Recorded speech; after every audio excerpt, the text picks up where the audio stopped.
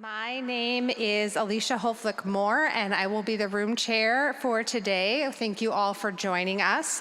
I'm very excited to introduce our next speaker, who is Martha Norrick, and she's joining us from Backbone Strategies. She's going to hold the questions till the end, so please, once she's done talking, you can submit your questions online, or you can raise your hand and we'll have mic runners run to help amplify your voice. All right, let's hear from Martha.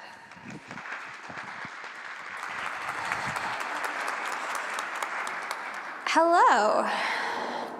All right, this room is so much bigger than I thought it was going to be, and I'm feeling a little intimidated.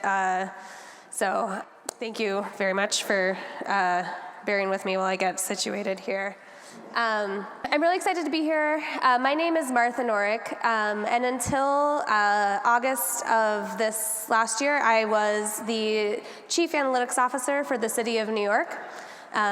I recently left that job and now have my own consultancy called Backbone Strategies.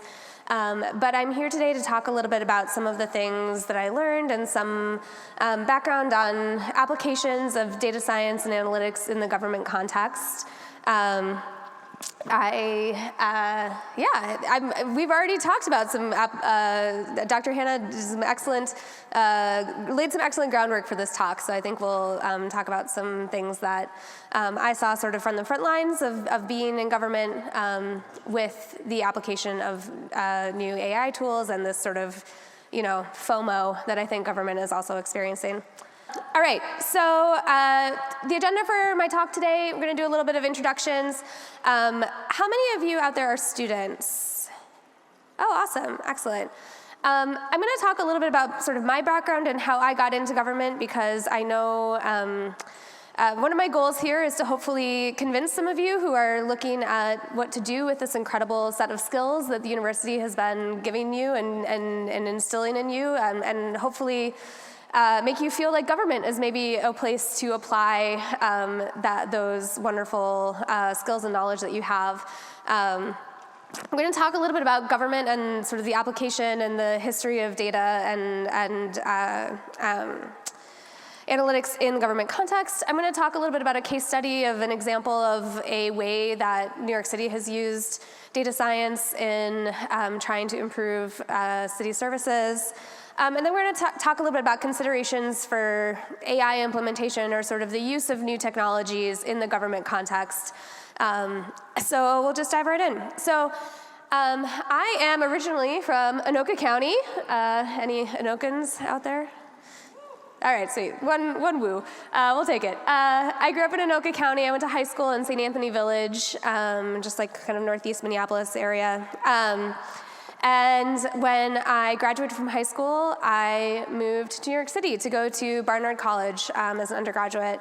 Barnard College is the women's college of Columbia University. If any of you out there are Simpsons fans, there's an incredible episode where Lisa gets bribed to throw the spelling bee by being granted admission into the Seven Sisters school of her choice. Barnard was one of the caricatured ones in that episode. When I was in school at Barnard, I studied history for my undergraduate degree. I'm kind of the black sheep in a very quantitative family. My little sister is a physicist at Fermilab. My dad was an engineer. My mom taught middle school math. And I went to college really liking math and science, and had really loved it in school and taken AP calculus and things like that, and took one math class when I first got to college that was taught by an extremely disinterested TA who wore combat boots to class, and he kind of like stomped across the stage a lot. And I was like, if this is what math in college is like count me out. I'd rather read books and learn about history.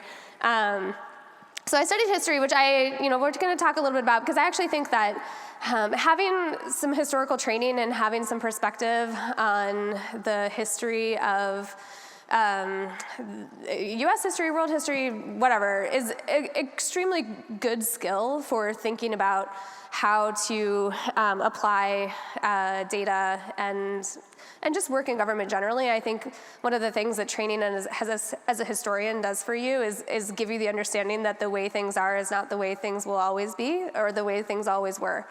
And I think that's a really valuable perspective for thinking about government and how to make a difference. So while I was in college, my first summer, I came back to Minnesota and I spent the summer nannying for a little girl who was completely obsessed with the movie Grease. I watched Sandy and Danny like 75 times and was like, I can't do this again. So the next summer, I managed to figure out a way to stay in the city. The absolute last person that was hiring interns in New York was a local member of Congress, and I worked there answering the phones for a summer. This was a while ago, I don't think you can do this anymore, but one of his constituents was upset about something he had done, and so he signed him up for like 25 Bill Me Later magazine subscriptions. So the office was getting like Cat Fancy and Yachting and Home and Garden, and I spent weeks on the phone with the Hearst call center in Iowa. They're so nice. Trying to cancel these magazines, being like, the congressman does not want Cat Fancy. I also spent a lot of time talking to constituents that the Congress member that I worked for represented the Statue of Liberty that were upset about the number of bathrooms at the Statue of Liberty. It was a real kind of like throwing in the deep end into what government is and what it can do. That office also helped an unbelievable number of people navigate issues with immigration, issues with their passports. It really was like a frontline entry into sort of seeing what government does and who government is also. If you haven't read Michael Lewis's great book about who is government, it's a great read. I might have butchered the title. Maybe What is Government? I can't remember. It's a great book. So I kind of got my feet wet working in government while I was in college. I worked on political campaigns, and then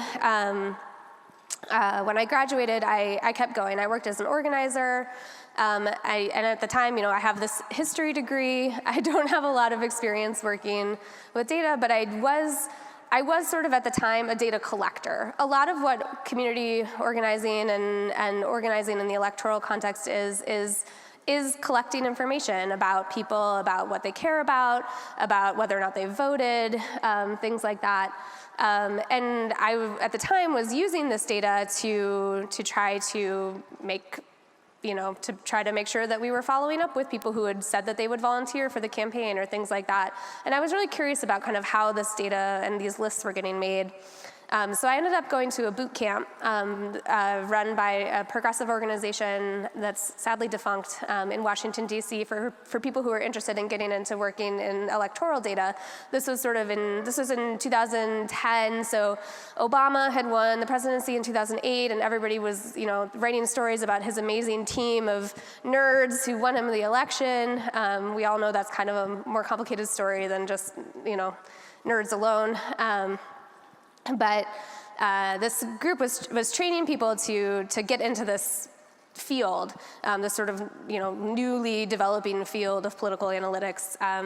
And I got hired at the Democratic National Committee out of that boot camp, and worked for President Obama's re-election campaign. I was the data director in Ohio in 2012, and then I moved back to New York City after that, and worked in local politics, local government. And eventually became the chief analytics officer for the city of New York. I took over that job right before the election, so before kind of coming out of the coming out of the pandemic means. But right before Eric Adams was elected, I became the chief analytics officer of New York. And I was there until August of this year. My husband and my toddler and I just recently moved back to Minnesota, so I'm really excited to make some connections with folks and meet people, and get to know this amazing community that you guys have here in Minnesota as well. Okay, that's enough about me. Let's talk about New York City government. And this hopefully will be like kind of universally applicable to the municipal government context, but I'm going to talk obviously mostly about New York. But there is lessons for other things. Also, if I do the horrible shorthand of just saying the city, that means New York City, and it's a bad habit, and I am trying to break it. Does anyone want to guess how many municipal employees there are in the city of New York? So that includes teachers, firefighters, cops, the whole run. Anyone want to throw out a number? Who said 2 million? That is too many. Less than 2 million, fewer than 2 million, fewer than 1 million. What, more than 100,000? Half of that. 300,000, oh good. I can tell we got some mathematicians in here. There are about 300,000 municipal employees in the city of New York. For scale, that's like basically the size of IBM or global Starbucks roundabout. So it's a very large organization. It is that's, 100,000 of those employees approximately are teachers, but firefighters, sanitation workers, everybody that is helping people enroll in SNAP benefits or helping get cash assistance, social service workers, down to I'm trying to think of New York City still employs a couple of people who literally shoe horses. Farriers, I believe, is the term for that, that keep the police horses shod as jobs. That's a job you can have in the city of New York. So it really runs the gamut of different types of employees. And every day, New York City is generating, and really all cities are generating a lot of data. You can think about all the different ways that the city, this graphic, which might be a little hard to see in this, but hopefully you'll have the slides after. Every time a teacher takes attendance, that's data that's being created. Every time a restaurant gets inspected by the health department, that is creating data. Every time they pave the street or repave a street, that is a piece of data that's being created. And you can imagine sort of on the scale of New York City, that's a lot of data every day that is being just generated through regular government operations. New York City also has a non-emergency calls for service number called 311. So you can call the city, and that's how you would report a pothole, or you would report that there was a tree that needed attention, or the number one thing that anyone want to guess the number one thing that people call 311 about in New York City? Whoever said parking is correct. Illegal parking is up there. The other one is noise. People are call the city a lot to complain about noise. But there's a huge range of things you can call the city to report. My favorite is New York City gets a non-insignificant number of calls every year about raccoons. People are just shocked to see a raccoon in New York City, and so they're just calling to alert the city to the presence of a raccoon, I guess, which as a Minnesotan, I always thought was pretty funny. There are animals, wildlife exists. But, just their mere existence is sometimes surprising. So what is New York City? Oops, I shouldn't have advanced that yet.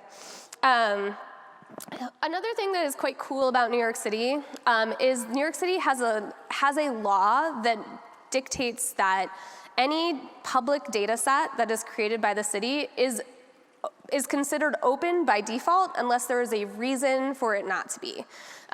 So if the city is creating data about attendance, is creating data about restaurant inspections, is creating data, by default that data is published on an open data site. And the expectation is you're going to publish it unless there's a reason that you can't. And the reasons that you couldn't would be, for example, if it contained personally identifying information.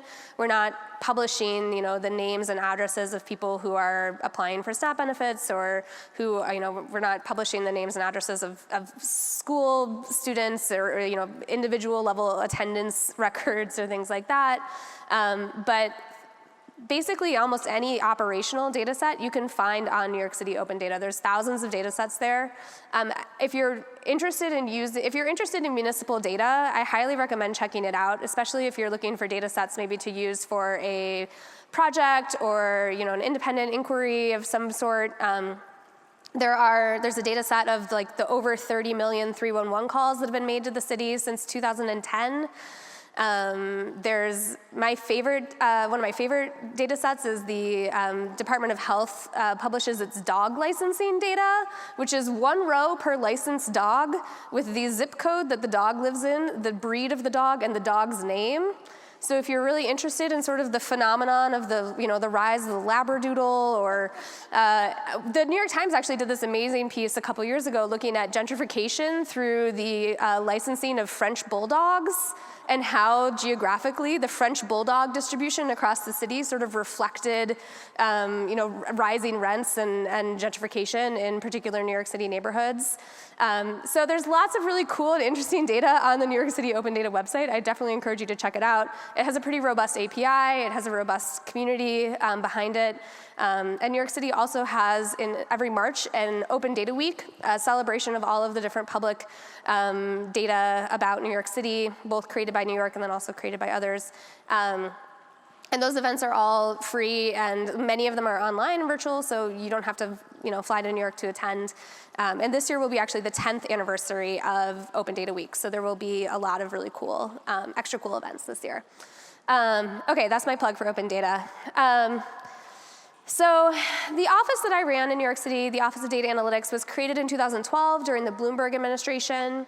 And it was created to basically help the government harness this data, use this data to improve government services, to make the government work more equitably, more efficiently, although I have a little quibble with efficiency in government, which we'll talk about in a little bit.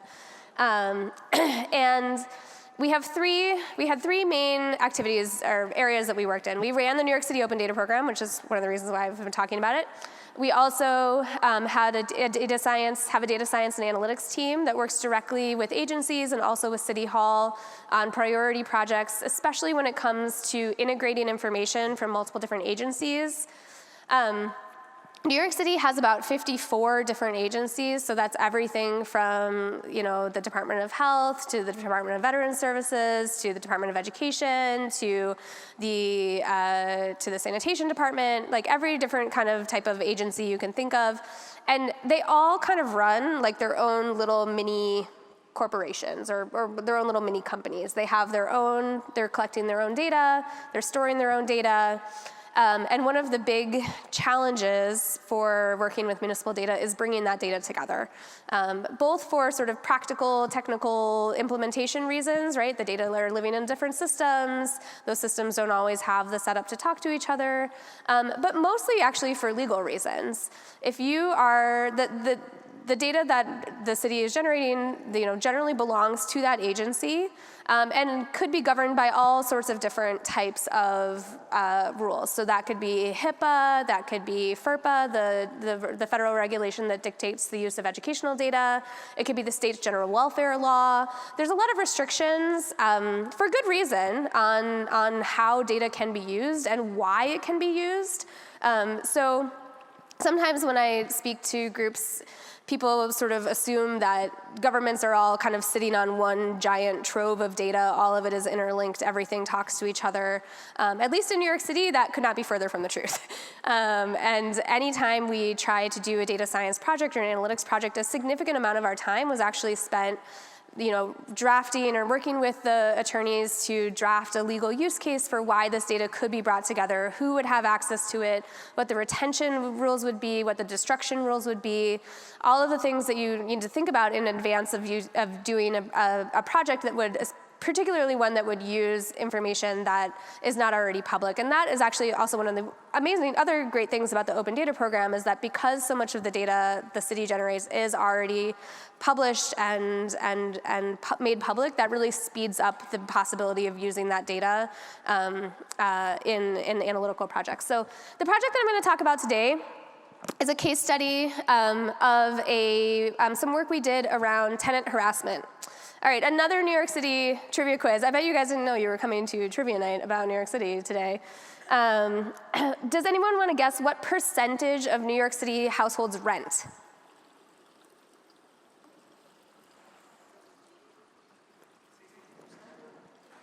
Whoever said 60% is very close. It's about 2/3. It fluctuates a little bit, but yeah, generally around 66% of New York City households rent. So it's much more dominated by the rental market than other cities in the United States are. And New York City also has, or New York State has, similar to Minneapolis and St. Paul, rent regulations called rent stabilization and rent control. There's 2 different regimes. They have different rules, but generally they dictate how much a landlord is allowed to raise the rent each year, and under what circumstances a landlord is allowed to basically like recoup investment on what's called a major capital improvement. So if a tenant leaves and the landlord remodels the kitchen or installs new appliances or does some sort of structural work, the law allows for some amount of that investment to be recouped in the next sort of level of rent that they charge the incoming tenant. They couldn't put it on the old tenant, but they could put it they could raise the sort of baseline rent for the unit for the next rental. And as you can imagine, this creates an economic incentive for the landlords to try to get long-term tenants out of their apartments so that they could flip the apartments essentially, renovate them, and then rent them again for a much higher rent. And this sort of misalignment of economic incentives created a real problem with tenant harassment.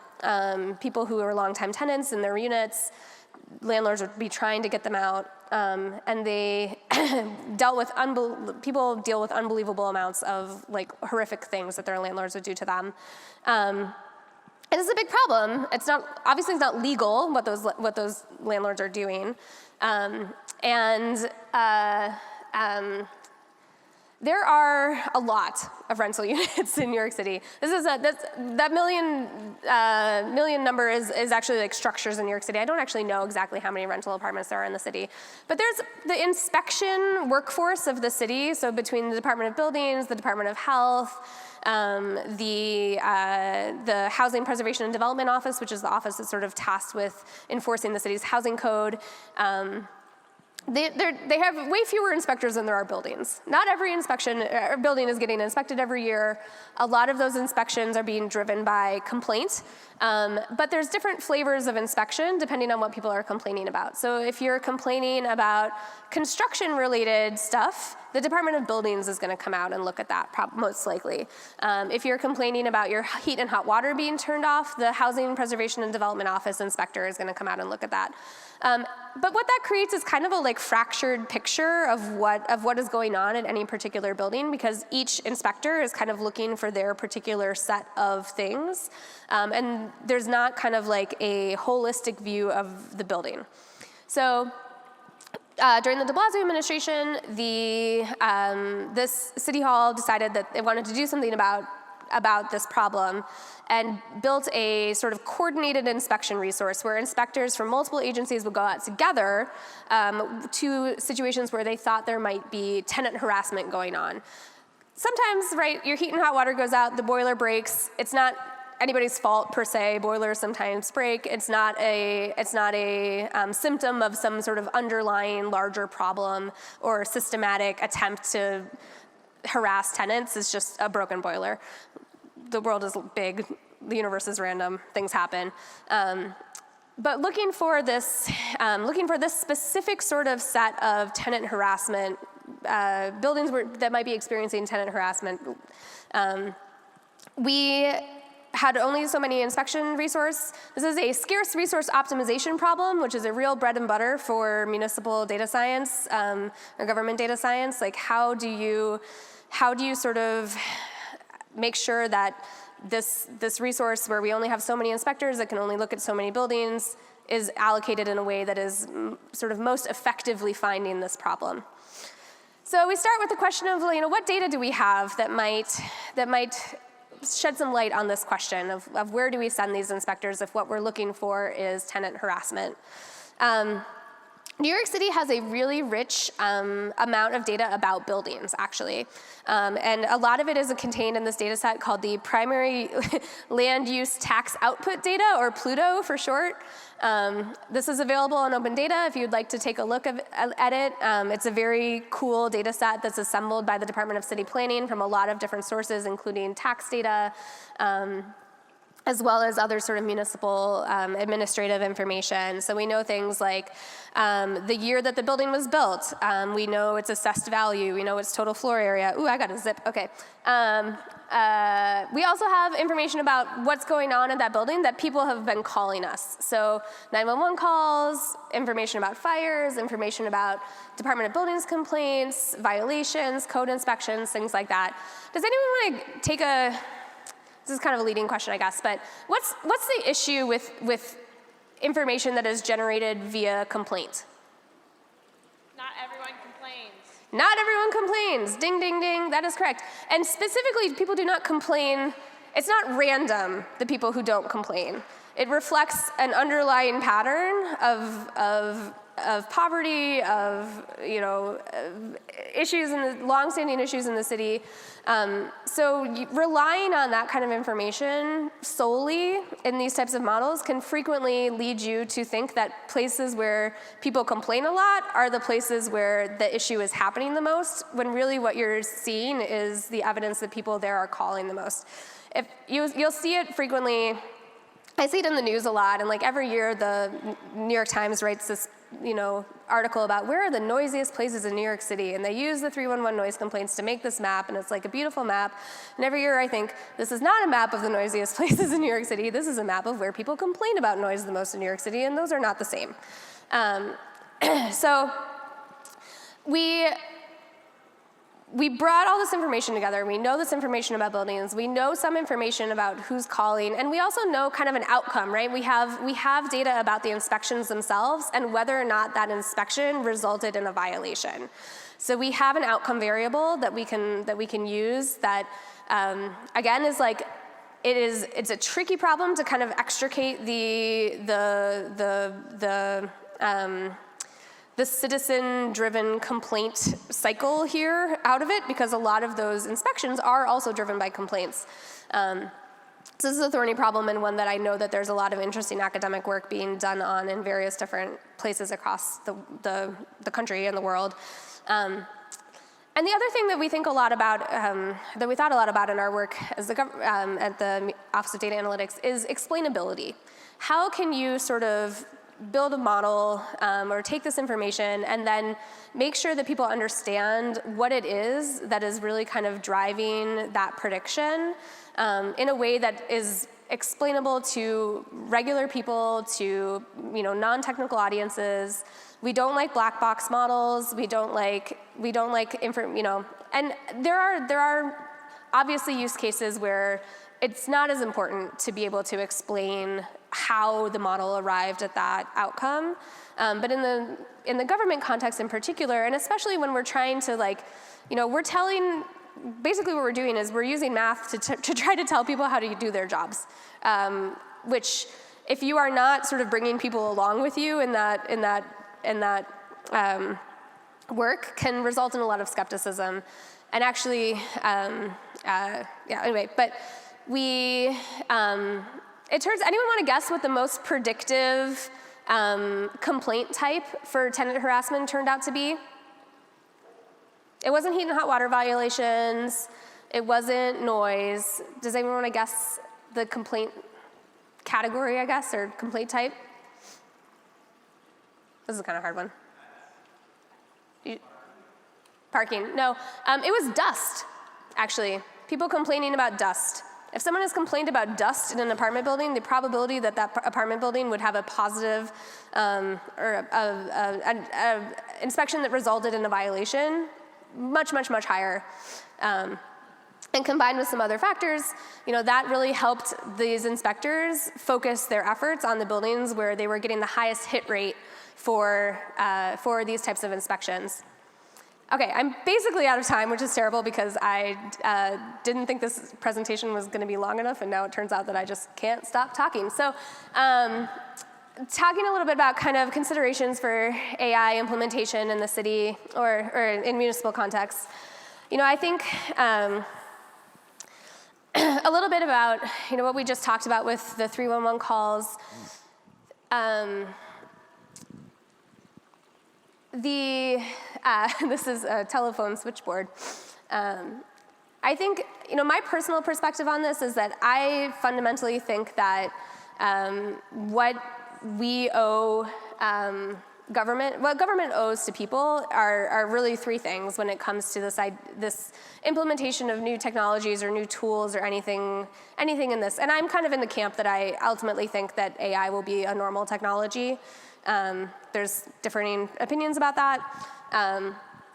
But I really think that the things that we owe citizens or residents, people, no matter what, whether we're talking about kind of old school linear regression modeling or sorting versus use of new generative AI tools or whatever, our equity, making sure that we are really focused on making sure that there are equal treatment, people receive equal treatment, and that we're really thinking about who's using this service, why are they using this service, what is our actual goal here? Is our goal is to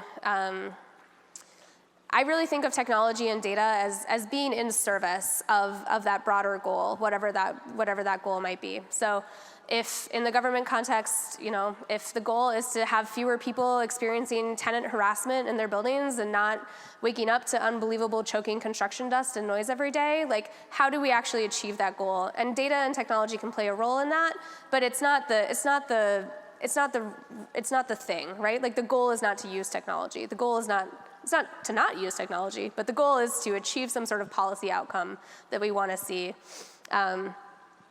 And I think, Dr. Hanna spoke earlier today about this, the kind of the history and hype of AI, and this idea that we really owe citizens perspective on what and how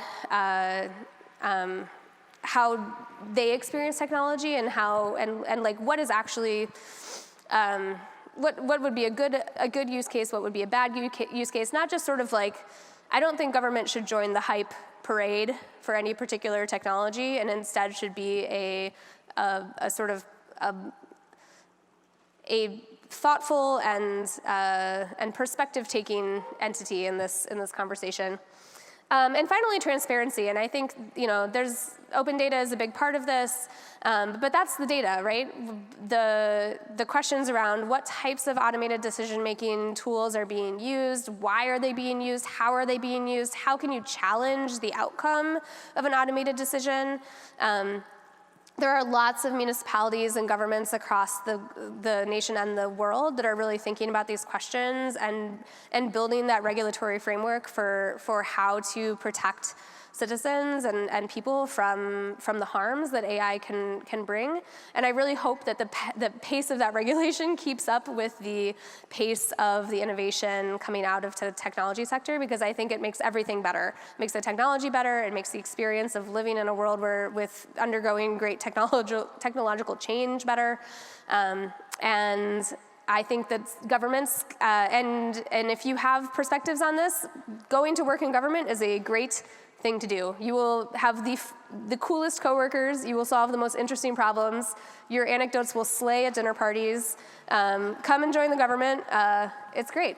And get in touch if I'm back in Minnesota for the first time in a long time. I'm really excited and would love to hear about what people are up to or opportunities to collaborate or just, I don't know, chat about stuff. Did I do it? Yeah. Did I nail the time? Thank you, Martha. Yeah, we've got about 5 minutes for questions. So if there's any in the room, please raise your hand and we will run a mic your way. And if people are thinking, I do have one. So you mentioned something about many different data creators and data owners, and I'm wondering if you could get your thoughts on using AI for some of this harmonization, like the good, bad, ugly, because I know that's tempting to do. Yeah. Yeah, I do think to the extent that AI has become a very powerful tool to speed up code writing and code generation, the potential for making systems integration work go faster or be easier for folks who, one of the things the government really struggles with is it can't match private sector salaries. And so hiring developers into the government can be challenging. And I personally think there's a lot of great things about working in government. And in the long run, perhaps a more stable and enjoyable work-life balance than working for a technology company. But no hate on technology companies. But I do think the potential for kind of speeding up things that, or really kind of like supercharging people who work as developers in the government, or systems integrators in the government, I am excited about that as a potential for helping the government bring data together in ways that kind of like speed up that process, basically. Still with the same kind of regulatory framework and the safeguards around privacy and the use case process, but then making that sort of like technical implementation step zippy. So my question is there any like potential risk in collecting data using AI or like, using AI with government data and stuff like this? Yes, 100%. I think, I don't know of any situations where the government is using AI to, I don't know any situations where city governments are using AI to collect data per se. I think there's a lot of risk in, as we talked about a little bit, in the ways that data are being collected by governments, both in sort of the risk of people's personally identifying information being stored in ways that can then be used against them. But also in this sort of, this question of like, how are we collecting data that is trying to be more objective about what the sort of like ground truth conditions are in the city. One project in New York City that I'm particularly excited about is this collaboration between the city, NYU, and the City University of New York, CUNY. That's called FloodNet, and they're installing optical sensors on New York City like stop signs and stuff that basically there's no cameras, it just measures the distance between the sensor and the ground. And when there's flooding, that distance gets smaller. And that is one of the, New York City is a coastal city, it's at huge risk for climate change, it's been experiencing like rain events that it's never seen before and that the city is just basically not designed to endure.